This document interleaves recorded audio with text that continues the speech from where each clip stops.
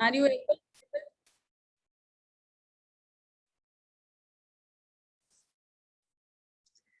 Material revised usage variance क्या होती है? जब आपको ये देखना होता है कि स्टैंडर्ड क्वांटिटी जो हमने सोची थी और अगर एक्चुअल क्वांटिटी उससे डिफरेंट है तो क्या उसके अंदर की जो रेशियो है वो भी डिफरेंट है। अगर वो डिफरेंट होगी तो आपकी रिवाइज स्टैंडर्ड क्वांटिटी अलग आएगी। अगर आपने टोटल क्वांटिटी चेंज की है लेकिन उसके जो अंदर की रेशियो है, कॉम्पोजिशन है दो मटेरियल का या दो मेटल्स का, जैसे इस क्वेश्चन में है, तो वो आपका, अगर आप रेशियो चेंज नहीं करोगे तो रिवाइज स्टैंडर्ड क्वांटिटी और standard quantity for actual output वो हमेशा बराबर रहेगा। लेकिन अगर आप रेशियो चेंज करोगे तो फिर ये भी चेंज होगा। ठीक है, कहने का क्या मतलब है कि आपने जो यहाँ देखा, फर्स्ट हमने ये एक स्टैंडर्ड क्वांटिटी थी, ये वाला स्टैंडर्ड क्वांटिटी का कॉलम है, ये वाला एक्चुअल क्वांटिटी का कॉलम है, और ये वाला रिवाइज स्टैंडर्ड क्वांटिटी का कॉलम है। ठीक है, तो ये जो तीन वैल्यूज हैं इसका मीनिंग समझो आप। जब इसका मीनिंग आपको समझ में आ जाएगा तो आपको वेरिएंस फाइंड आउट करने में प्रॉब्लम नहीं आएगी। मीनिंग क्या है कि स्टैंडर्ड क्वांटिटी मतलब अगर हम 70 किलो बनाना चाहते हैं तो हमें 60 किलो कॉपर चाहिए और 40 किलो जिंक चाहिए। ठीक है, एक्चुअल क्वांटिटी मतलब हमने 70 किलो नहीं बनाया बल्कि 150 किलो बनाया है, और उसको बनाने के लिए हमने 80 किलो कॉपर लिया और 70 किलो जिंक लिया।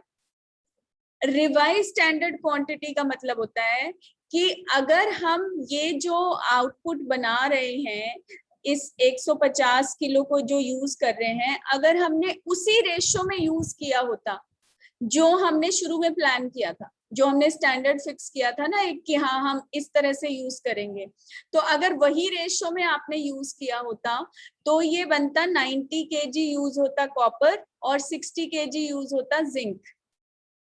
राइट, तो रिवाइज स्टैंडर्ड क्वांटिटी आपको ये बताती है कि आपकी टोटल इनपुट बेशक चेंज हो गया है, लेकिन टोटल इनपुट को चेंज करने के बाद अगर आपने उसके अंदर की रेशो को अगर सेम रखा है, जो कॉम्पोजिशन है उसको सेम रखा होता, तो आपको 90 kg कॉपर और 60 kg जिंक यूज करना चाहिए था। तो लेकिन आपने वो भी चेंज कर दिया है, इसलिए जो एक्चुअल क्वांटिटी है वो रिवाइज स्टैंडर्ड क्वांटिटी से डिफरेंट आ रही है। अगर आपने रेशो को सेम रखा होता, जैसे कल हमने एक क्वेश्चन किया था जिसमें आपके ये दोनों values revise standard quantity actual quantity के बराबर आ रही थी, ऐसा कब होगा? जब आप टोटल क्वांटिटी तो चेंज कर रहे हो इनपुट की, लेकिन साथ में जो रेशो है उसको सेम रख रहे हो। अगर हम रेशो, अगर मान लो आप इस 150 को आप सेम रेशियो में डिवाइड करते जो आपकी ऑलरेडी एग्जिस्टिंग रेशियो है, तो इन दैट केस आपका ये जो क्वांटिटी है ये 80 और 70 नहीं आती बल्कि 90 और 60 आती। Yes yes ma'am. ठीक है, ये चीज समझ आई है।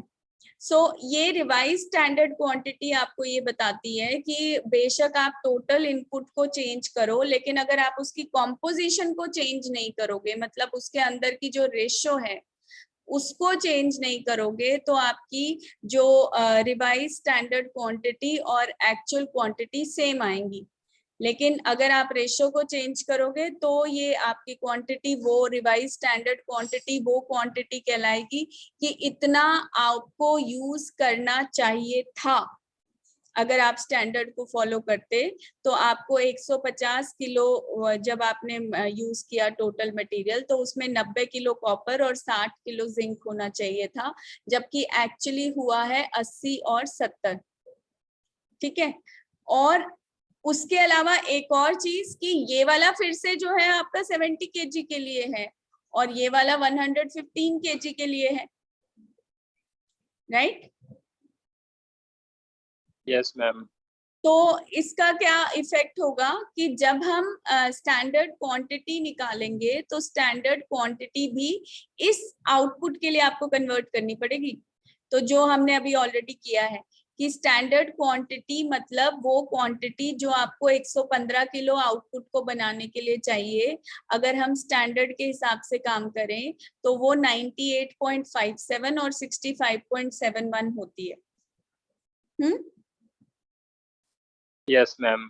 ठीक है, तो अब आप जब material revised usage variance calculate करोगे तो what you have to find out, standard price को आपने मल्टीप्लाई करना होता है स्टैंडर्ड क्वांटिटी से माइनस RSQ, और स्टैंडर्ड क्वांटिटी को हमेशा आप किस तरह से रीड करेंगे, standard quantity for actual output, standard quantity for actual output. ठीक है, यस मैम। तो स्टैंडर्ड जब आप फॉर्मूला लिखो तब भी आप लिख सकते हो साथ में, कोई उसमें हर्ज नहीं है। तो जहां जहां पर भी स्टैंडर्ड क्वांटिटी आएगी that will always be for actual output. अगर एक्चुअल आउटपुट और स्टैंडर्ड आउटपुट सेम है फिर तो कोई दिक्कत नहीं है, लेकिन जब स्टैंडर्ड आउटपुट और एक्चुअल आउटपुट अलग अलग होता है तो आपकी स्टैंडर्ड क्वांटिटी में आपको थोड़ा सा बदलाव करना पड़ता है, क्योंकि फिर वो आपको एक्चुअल आउटपुट के लिए कन्वर्ट करोगे तभी आप कंपेयर कर सकते हो उसको। तो वो हमने किया कन्वर्ट उसको 115 के लिए, तो हमने देखा कि 98.57 बनता है स्टैंडर्ड, तो और जो रिवाइज स्टैंडर्ड क्वांटिटी है वो 90 है। तो इसमें 98.57 बनना चाहिए था स्टैंडर्ड के हिसाब से, 90 बन रहा है। उस हिसाब से जो हम एक्चुअली रिवाइज करने के बाद जब टोटल क्वांटिटी को जो हमारा इनपुट था 150 किलो, उसको जब हम अगर पुरानी वाली रेशो में ही डिवाइड करते तो हमें 90 kg यूज करना चाहिए था। तो जो आपका डिफरेंस है इन दोनों के बीच का दैट इज 42.85, और ये आपका अगेन जो है दिस इज फेवरेबल, क्योंकि जो आप रिवाइज करके रिवाइज स्टैंडर्ड क्वांटिटी है वो आपकी कम आ रही है, और यहाँ पर जो है यहाँ पे भी आपकी रिवाइज स्टैंडर्ड क्वांटिटी कम आ रही है। सो ये standard quantity for actual output minus revise standard quantity, तो ये 57.10 फेवरेबल है। ठीक है, तो ये आपकी दोनों फेवरेबल हो गए, तो that means your total favourable, right. So this is 100 favourable approximately. ठीक है, यस मैम। फिर मिक्स वेरिएंस जब आप निकालोगे तो मिक्स वेरिएंस में आपको किसको कंपेयर करना होता है, रिवाइज स्टैंडर्ड क्वांटिटी को और एक्चुअल क्वांटिटी को। ठीक है, तो मटेरियल रिवाइज्ड यूसेज वेरिएंस आपको ये बताता है कि जो स्टैंडर्ड क्वांटिटी आपकी थी स्टैंडर्ड इनपुट के लिए उसमें, और जो चेंज्ड इनपुट है जो नया इनपुट आपका है उसमें, और इस जो नई रेशो आपने बना दी है, पुरानी वाली रेशो को चेंज कर दिया है, तो उसकी वजह से आपको कितना रिवाइज्ड स्टैंडर्ड रेट के हिसाब से ही इतना होना चाहिए था, जबकि आपका जो स्टैंडर्ड है वो इतना है, right. So material revised usage variance आपको क्वांटिटी का इफेक्ट दिखाता है, चेंज इन क्वांटिटी।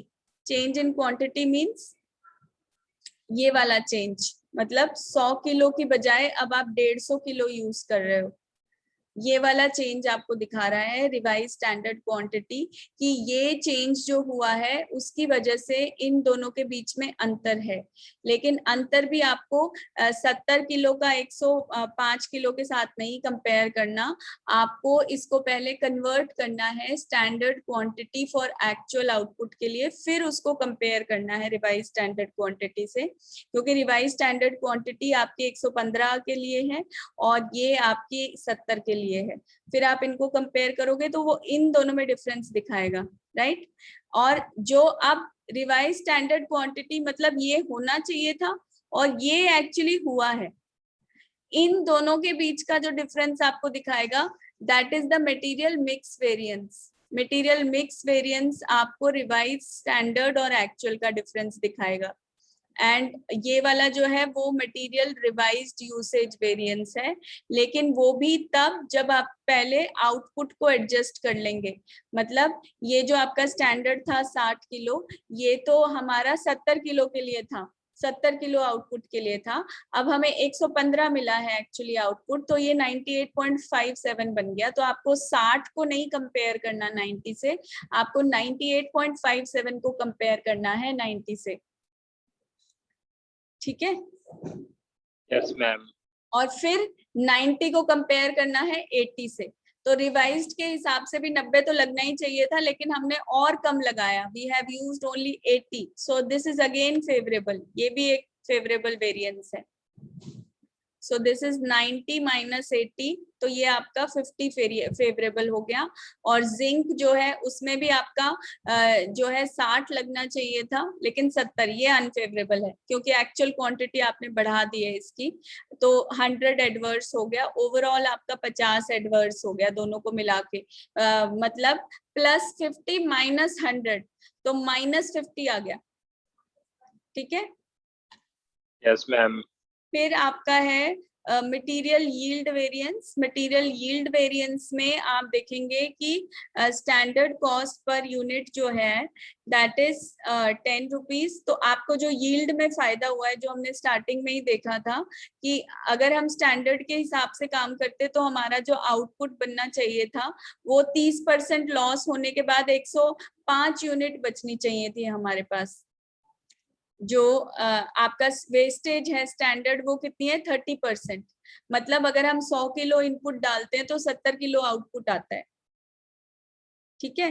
अब अगर यही 30% वेस्टेज हमारी रहती तो 150 किलो पे भी 30% वेस्ट होता, और 150 किलो पे 30% वेस्ट होने का मतलब है 45 वेस्ट होता, और आपके पास 105 किलो का आउटपुट आता है ना।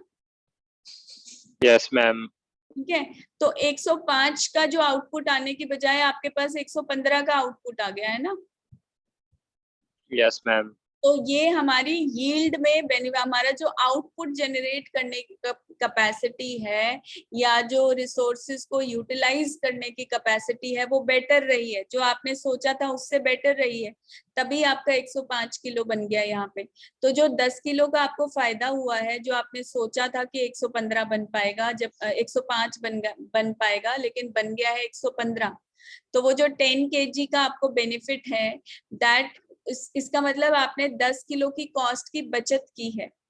और जो कॉस्ट है वो 1 किलो की कितनी बनती है? 10 रुपए, जो अभी हमने कैलकुलेट भी किया था, यहाँ पे कैलकुलेट किया था ना, 700 divided by 70।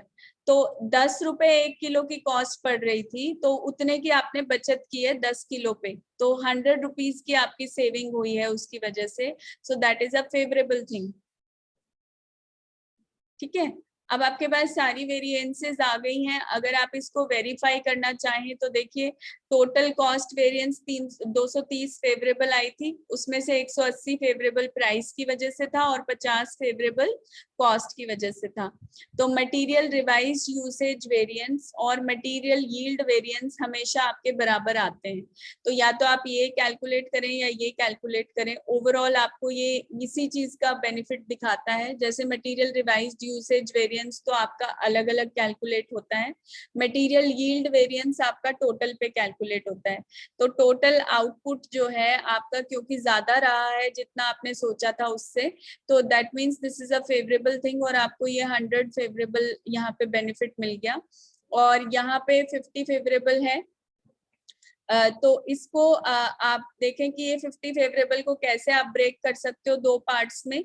Material revised usage variance निकालेंगे और मटेरियल मिक्स वेरिएंस निकालेंगे। तो अब आपका ये 100 फेवरेबल है और 50 एडवर्स है। तो 100 प्लस एंड -50 कितना रह गया? 50 प्लस 50 है ना। 50 तो एडवर्स। हाँ, 50 एडवर्स नहीं, 50 फेवरेबल। ये वाला प्लस है और ये माइनस है।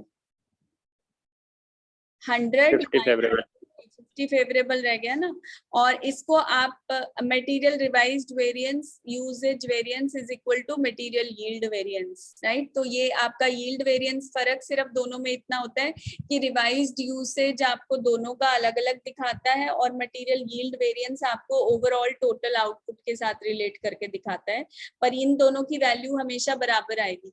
Material revised usage variance is equal to material yield variance, और आप जब ब्रेक करके देखोगे तो इन दोनों को आप चाहे मटेरियल यील्ड वेरिएंस के साथ ऐड करो मिक्स वेरिएंस को, या रिवाइज्ड यूसेज वेरिएंस के साथ ऐड करो, आंसर आपका सेम आएगा।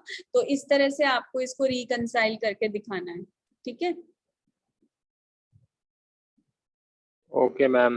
राइट, अब बाकी जो क्वेश्चंस हैं वो आप ट्राई कर सकते हो। ये वाला मतलब ये मैक्सिमम इतनी वेरिएंसेस आपको कैलकुलेट करने के लिए पूछा जा सकता है एग्जाम में, तो फिर अलग अलग टाइप के क्वेश्चन हैं आपके, और ज्यादा आपको प्रैक्टिस करनी है, तो you have all these questions to practise that you can do. Now we come to labour cost variance, ठीक है। लेबर कॉस्ट वेरिएंस भी आपको again under different situations you have to calculate when only one type of labour is used. जब एक ही तरह का labour आप use करते हैं तो labour cost variance will be standard cost of labour minus actual labour cost. Standard cost means जो आपने समय तय किया हुआ है, स्टैंडर्ड आवर्स इतने लगेंगे, और जो स्टैंडर्ड रेट है आपका, तो उससे आप मल्टीप्लाई करेंगे आवर्स को रेट से, तो स्टैंडर्ड लेबर कॉस्ट आएगी। Actual labour cost will be actual hours into actual rate, ठीक है।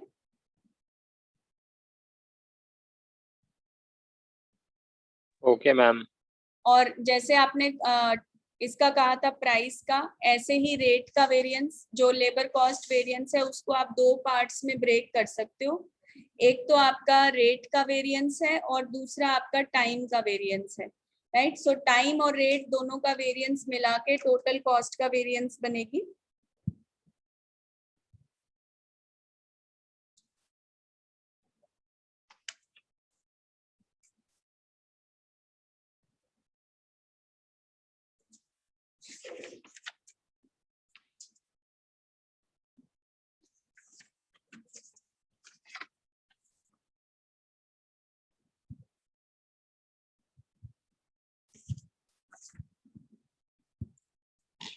ठीक है, देन वी हैव द जो आपकी टाइम वाला वेरिएंस है उसको हम एफिशिएंसी के नाम से जानते हैं, लेबर एफिशिएंसी वेरिएंस या लेबर टाइम वेरिएंस या लेबर क्वांटिटी वेरिएंस कह लीजिए, या लेबर यूसेज वेरिएंस, राइट।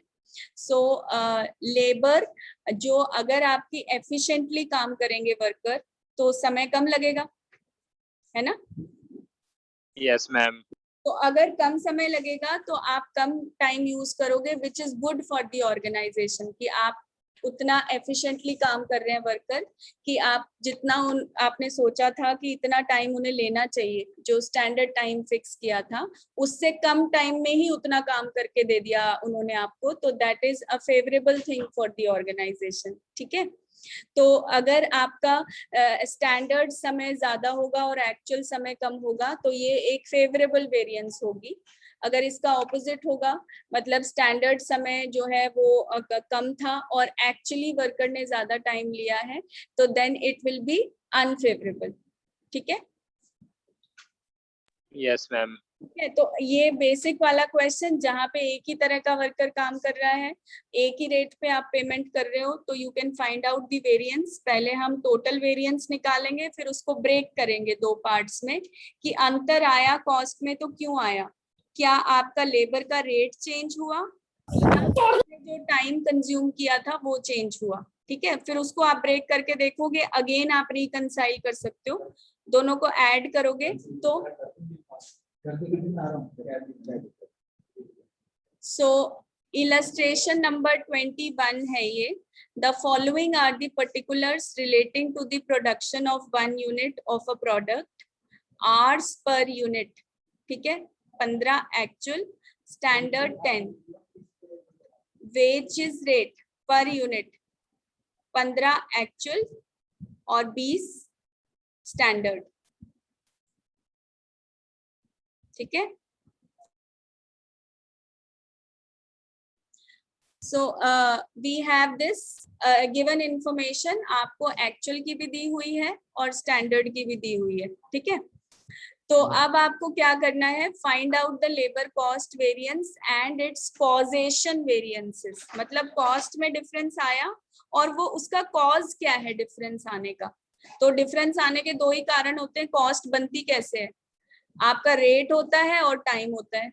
तो या तो रेट में अंतर आया होगा और या टाइम में अंतर आया होगा, वो दोनों उसके कॉज हैं। तो पहले तो आपको टोटल डिफरेंस बताना है, वो टोटल वेरिएंस है, फिर उसके कॉज बताने हैं कि वो क्यों आया डिफरेंस। ठीक है, क्वेश्चन क्लियर है सबको? Yes ma'am.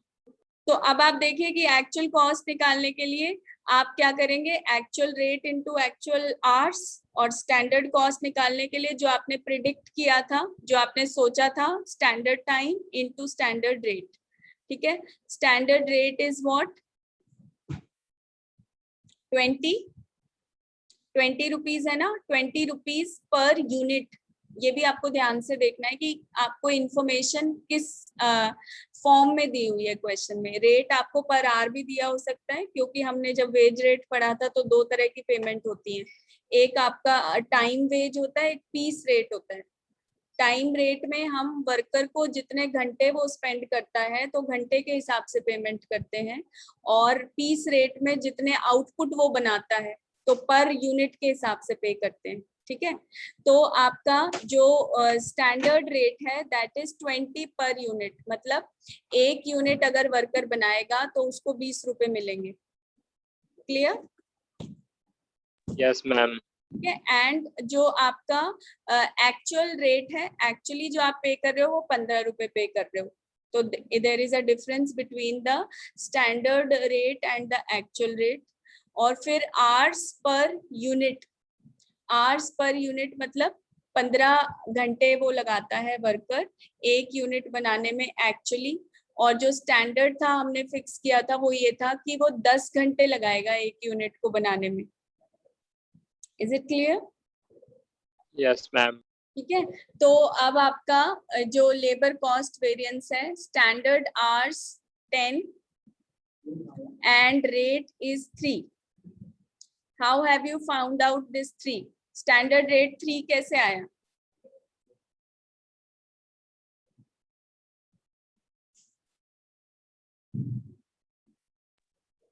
हम स्टैंडर्ड रेट और एक्चुअल रेट को डिवाइड करके आएगा। स्टैंडर्ड रेट और एक्चुअल रेट को डिवाइड करके?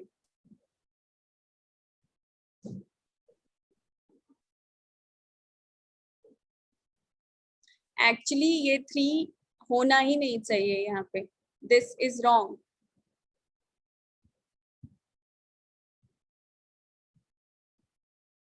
Can you see this question? Yes ma'am. ये क्या होना चाहिए यहाँ पे, 20 होना चाहिए।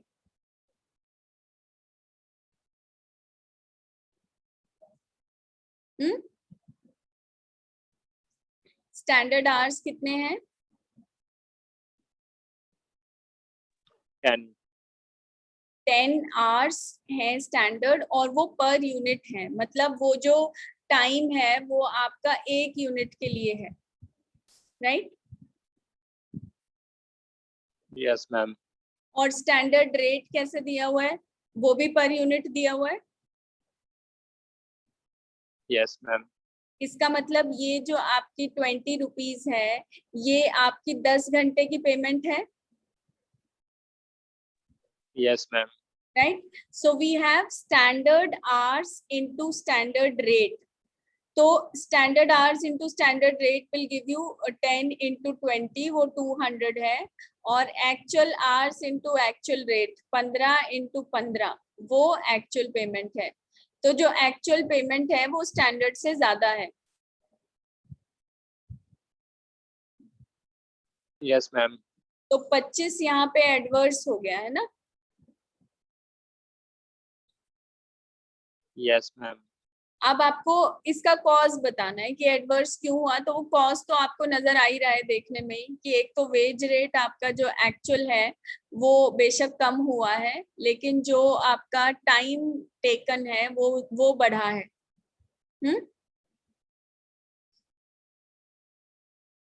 Yes ma'am. तो लेबर रेट वेरिएंस क्या होगा, standard rate minus actual rate. Standard rate है 10 रुपए और एक्चुअल रेट है 15 रुपए, तो 5 रुपए आपको एक्स्ट्रा आप पे कर रहे हो फॉर एवरी यूनिट। एंड आपका जो ये आवर्स हैं वो उस यूनिट में कितने घंटे आप स्पेंड कर रहे हैं, 15, तो एक्चुअल आवर्स पे इसका असर पड़ेगा, तो 15 into 75।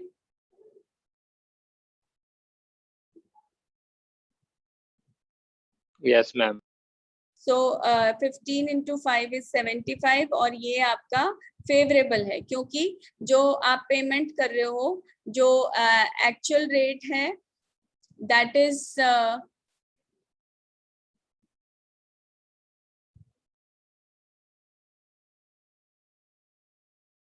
ये क्या किया हुआ है, एक्चुअल आवर्स 20 होना चाहिए।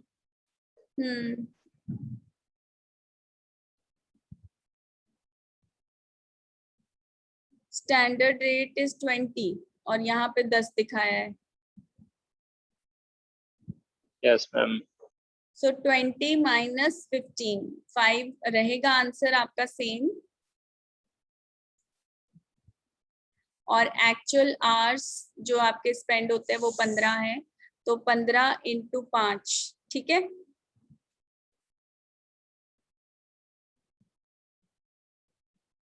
जो यस मैम। आंसर वही रहेगा, बस वो उसमें प्रिंटिंग एरर है, 10 माइनस 15 नहीं होगा आपका, ये 20 माइनस 15 होगा, कि जो स्टैंडर्ड रेट है वो ज्यादा है और एक्चुअल रेट कम है, मतलब जितना हमने सोचा था उससे कम पे कर रहे हैं, तो दैट इज फेवरेबल, उससे ऑर्गेनाइजेशन को फायदा होगा। Then we have labor efficiency variance। efficiency variance में आपका standard rate and standard hours minus actual hours, right? तो standard hours कितने हैं? That standard hours are 10 and actual hours are 15। so आपका extra time ले रहे हैं वर्कर, तो extra time लेंगे तो आपको extra payment करनी पड़ेगी उन्हें, तो 5 घंटे की extra payment करनी पड़ रही है। so this into the wage rate is 20, तो आप 20 से multiply करेंगे standard rate से, so you will get 100 as adverse, ठीक है। तो एक तरफ फायदा हो रहा है कि कम रेट पे कर रहे हैं, दूसरी तरफ नुकसान हो रहा है कि ज्यादा समय के लिए पे कर रहे हैं, तो जो नुकसान है वो फायदे से ज्यादा है, कितना, 25। Is it okay? Okay ma'am. ठीक है, फिर आपका जो इलस्ट्रेशन नंबर 22 है,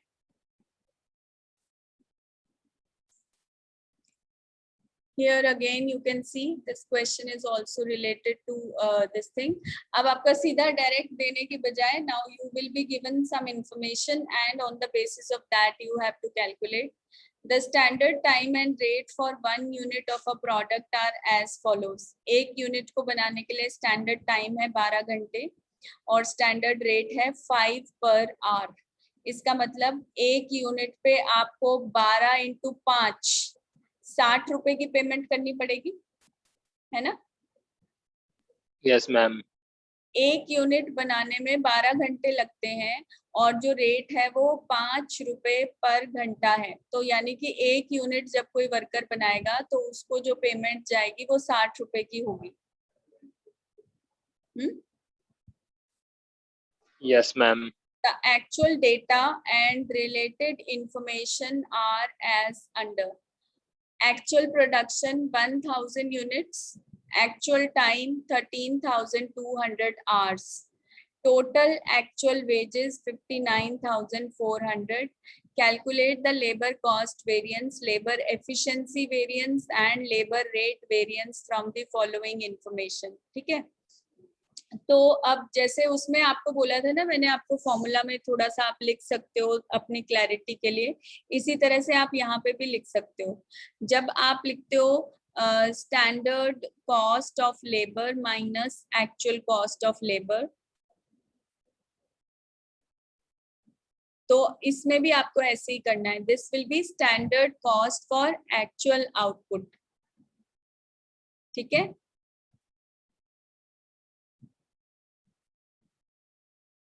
क्योंकि लेबर की कॉस्ट को भी आप तभी कंपेयर कर सकते हो जब वो दोनों का आउटपुट सेम होगा, है ना।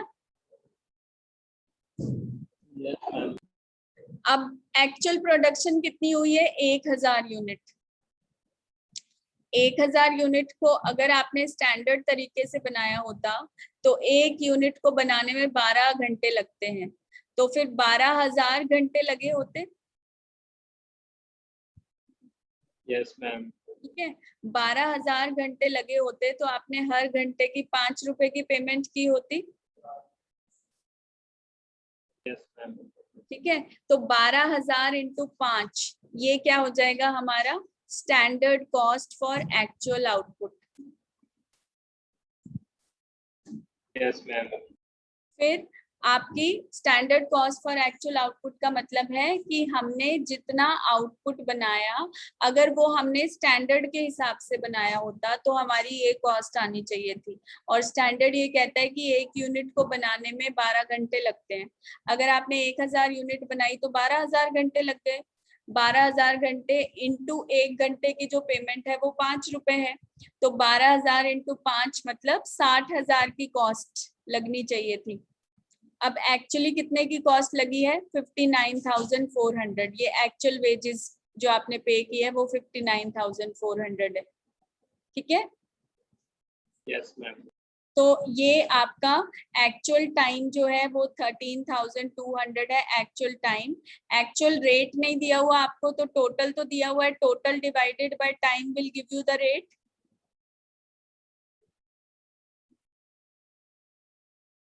टोटल आपने अगर ये 59,400 पे किया और ये 13,200 घंटे के लिए पे किया, तो एक घंटे पे कितना पे किया? 4.5। Yes ma'am.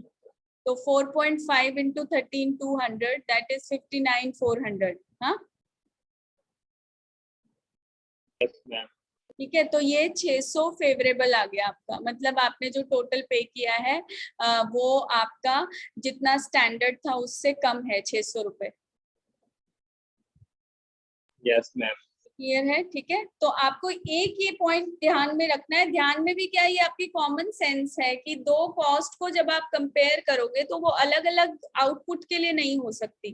कैसे आप कह सकते हो कि 100 यूनिट के आउटपुट की कॉस्ट जो है उसको आप 50 यूनिट के आउटपुट की कॉस्ट से कंपेयर करके कोई जजमेंट निकाल सकते हो? No ma'am. जब तक आपका बेस बराबर नहीं होगा, और बेस यहाँ पे हमारा आउटपुट है, तो जब बेस बराबर होगा फिर ही तो आप कॉस्ट को कंपेयर करोगे ना कि हाँ इतने यूनिट की मटेरियल इतनी होनी चाहिए थी, इतने का ही मटेरियल कॉस्ट इतनी आई है, इतने यूनिट पे इतना लेबर कॉस्ट लगनी चाहिए थी, इतनी लगी है। तो वो जो यूनिट्स हैं वो जब तक बराबर नहीं होंगी तब तक आपका कंपैरिजन हो ही नहीं सकता।